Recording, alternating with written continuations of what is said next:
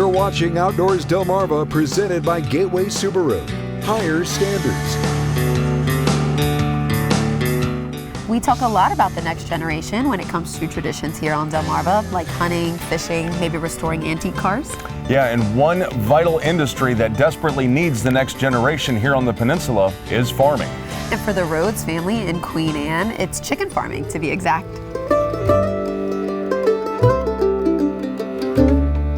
I am actually a 10th generation farmer. Chris will be 11th, and hopefully my grandchildren will be 12th. That was one of the most important things for me, is to teach my Chris and also his brother Ryan, you know, how to work hard, responsibilities, because no matter what you do in life, that's what it comes back to. Of course, growing up, we had chicken houses at my mom's.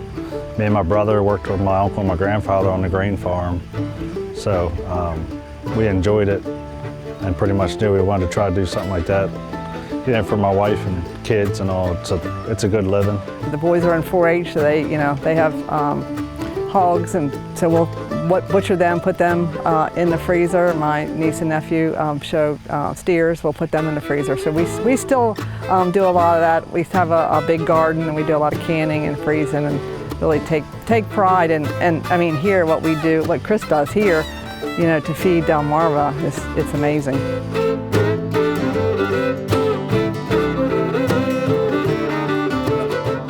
It's really fun. Like, most kids, they'd like to go with their dad to work like every day in the summer, so it's really fun. You get to drive the grain cart and help them like with the chickens and stuff like that. So you get to interact with like animals a lot, which most people might not be able to. And then you get to see how like your food comes and how it's produced and stuff like that.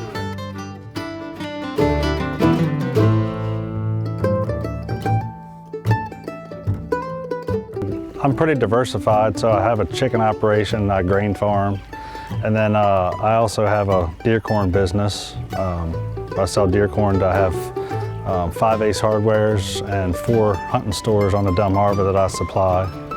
And then I have people that come to the farm and pick up the corn directly. So I have that in 2 different locations. And this year I just started selling a deer repellent. So I'm on both edges of the white-tailed deer is important to me. As a farmer, it's a pest, but as somebody selling deer corn, it's good. So I'm working towards helping the farmer out and the deer hunter all at once. So feeding the deer and repelling them from the other fields. In this day and age, you really can't just choose one or the other. It's not quite enough income for the chicken houses to support a family, but it's a good means of income. And then same with the grain farming. You have to be really large scale in order to kind of just do that. But I don't have enough land to accomplish that yet, so I kind of diversified and do a little bit of everything. Next generation, certainly. Technology is huge. I mean, when we first started growing chickens, everything, you know, you walk to every fan, you walk to every timer.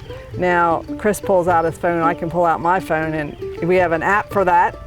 And you can get right on the app. Chris can see, we can see what's going on in every chicken houses. You can change things. Not that we don't need to be in a chicken house, but it makes us, I think, really better farmers with all the technology.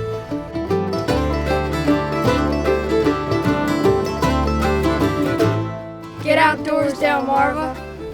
The Delmarva-Chicken-Association is celebrating 100 years, and you can help wish them a happy birthday at the Delmarva Chicken Festival coming up on Saturday, October 7th from 1 to 7 at Arthur W. Purdue Stadium in Salisbury. For more information, you can go online to dcachicken.com. When we come back, we'll wrap up the show with your latest viewer photos. Outdoors Delmarva presented by Gateway Subaru. We'll be right back.